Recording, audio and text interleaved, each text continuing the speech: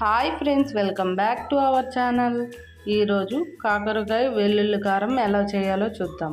ముందుగా శుభ్రంగా కడుక్కున్న కాకరకాయల్ని చూపిస్తున్నట్టుగా చక్రాల్లా కట్ చేసి పక్కన పెట్టుకుందాం. ఇప్పుడు మిక్సీ జార్ తీసుకొని పెద్ద సైజు వెల్లుల్లిపాయ ఒకటి, 1 స్పూన్ జీలకర్ర, 2 టేబుల్ స్పూన్ కారం, వేయించి పెట్టుకున్న పల్లీలు వేసి మిక్సీ పట్టుకుందాం.